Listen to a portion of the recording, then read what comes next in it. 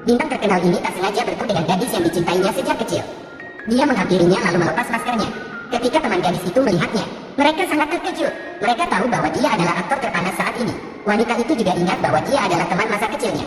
Dia mabuk dan terhuyung-huyung berdiri. Apakah kau sudah tumbuh sebesar ini? Oh, dia menyentuh pipinya lalu mencubitnya. Dua sahabat itu sangat bersemangat melihatnya. Dan Zi senang melihat cinta pertamanya lagi. Besoknya ketika lagi makan dia menerima SMS. Pengirim bertanya apakah kau sampai di rumah dengan selamat tadi malam. Dia mengira itu spam, tapi langsung teringat kejadian semalam. Kamu terlalu tinggi bisakah sedikit membungkuk. Dulu kami masih anak-anak dan bertemu di sauna. Apa yang kamu lakukan dengan ibumu saat itu? Aku melupakan semuanya. Ini membuatku merasa sangat malu. Mengingat kejadian semalam Zi sangat senang. Ini pertama kalinya aku melihatnya begitu bahagia. Di studio Zi baru saja selesai syuting. Melihat panggilan tak terjawab, dia bergegas pulang untuk mengganti pakaian. Dia sekarang berpakaian simple dan tak lupa memakai masker. Zi pergi toko serba ada. Dia sedikit ragu untuk masuk ke dalam, tapi dia tidak melihat teman masa kecilnya. Pemilik toko melihat gelagat anehnya, lalu mengira dia pencuri dan akhirnya menutup laci uang. Zi juga sadar dia salah paham dengannya. Untuk membuktikan bahwa dia tidak berniat jahat, dia melepas maskernya. Ini membuat pemilik toko sangat takjub.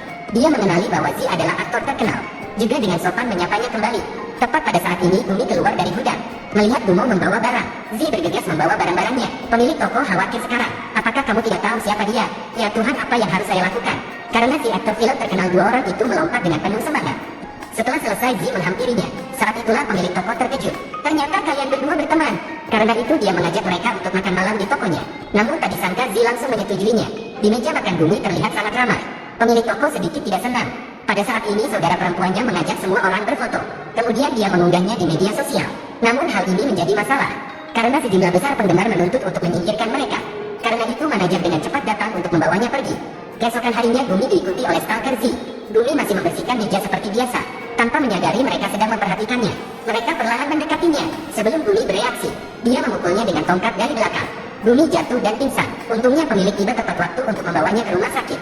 Dia bertanya kepada dokter apakah lukanya serius. Kata dokter lukanya baik-baik saja.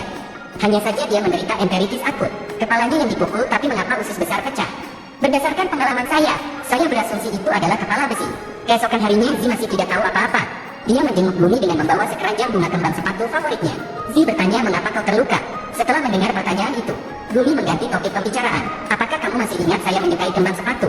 Di toko ada banyak jenis bunga lainnya, tapi di mataku hanya ini. Kau ahli dalam mengartikan bunga. Lalu apa arti dari bunga ini? Mungkin itu persahabatan yang berharga. Mendengar itu Zi mengerti apa yang dia maksud, lalu memilih memendam perasaannya. Tepat pada saat ini, manajer datang untuk mengingatkannya untuk kembali.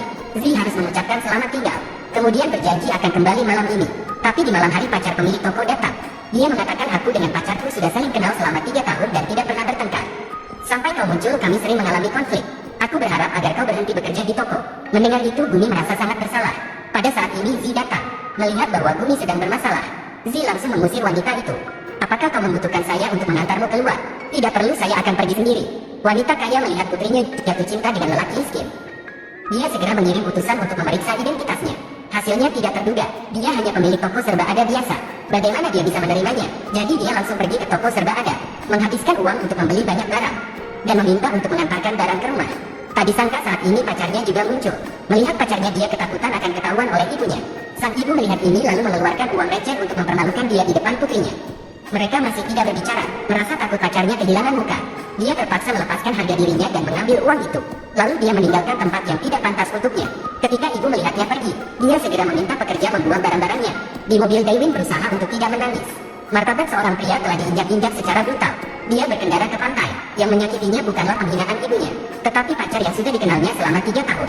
Dia merasa kehilangan sekarang. Pada titik ini dia akhirnya menyadari mengapa ketika dia meminta untuk bertemu orang tuanya, pacarnya selalu menolak. Keesokan harinya, untuk menyelamatkan hubungannya, mereka berdua bertemu. Daewin memberikan tiket opera yang paling mereka sukai. Tapi pacarnya tidak merasa senang, karena tadi pagi direktur perusahaan juga mengundangnya untuk melihat opera ini. Apalagi pemilik opera adalah kenalan keduanya. Tapi dia tidak bisa menolak mentah-mentah ajakan Daewin. Jadi dia dengan enggan menyetujuinya. Namun setelah di kantor, dia menelpon dan menggunakan alasan bahwa dia tidak bisa pergi karena pekerjaan yang tidak terduga. Meski kecewa, Daewin tidak menyalahkannya. Tentu saja pekerjaan harus didahulukan. Di malam hari Daewin pergi ke pertunjukan sendirian. Kursi sebelahnya membuatnya sangat tidak nyaman. Dan di belakangnya pacar yang bersama direktur Choi juga sedang melihat penampilan di atas panggung. Setelah itu Daewin membeli tiket untuk pertunjukan berikutnya dengan harga yang sangat tinggi. Merasa pacarnya akan sangat senang, tapi dia dengan enggan setuju. Di malam hari mereka berdua pergi untuk melihat opera. Namun Daewin merasa pacarnya tidak tertarik untuk menonton acara tersebut. Dia mengira karena kursinya terlalu jauh, sehingga sulit dilihat oleh pacarnya. Tapi sebenarnya karena pacarnya menontonnya tadi malam. Setelah pertunjukan selesai, Daewin mengajaknya berfoto kenal-kenalan bersama sutradara. Mendengar itu pacarnya langsung menolak.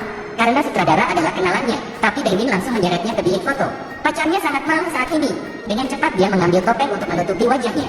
Setelah berfoto, pacarnya segera mengajaknya keluar dengan alasan tidak enak badan dan ingin pulang. Daewin mengatakan bahwa dia telah memesan meja di sebuah restoran yang disukai keduanya. Tapi ditolak keras oleh pacarnya. Daewin masih ingin berbicara lebih banyak. Tapi pacarnya pergi dan memberhentikan taksi. Bahkan pergi tanpa pamit. Daewin tidak tahu apa kesalahannya. Dia berdiri tertegun di tempat. Daewin ingin menyelamatkan hubungan ini, tetapi tampaknya sudah terlalu jauh. Pacarnya duduk di mobil, melihat foto tadi dan tiba-tiba dia merasa lelah dengan cinta ini. Mengingat pada apa yang pernah dikatakan Direktur Choi, seberapa jauh cinta yang dipertahankan, perlahan cinta itu bisa pergi. Dia kemudian menemui Direktur Choi dan ingin meminum alkohol untuk membuat dirinya mabuk. Melihat ini Direktur Choi menggenggam tangannya, kemudian dengan lembut membelai rambutnya, sedangkan Daewin masih mengkhawatirkan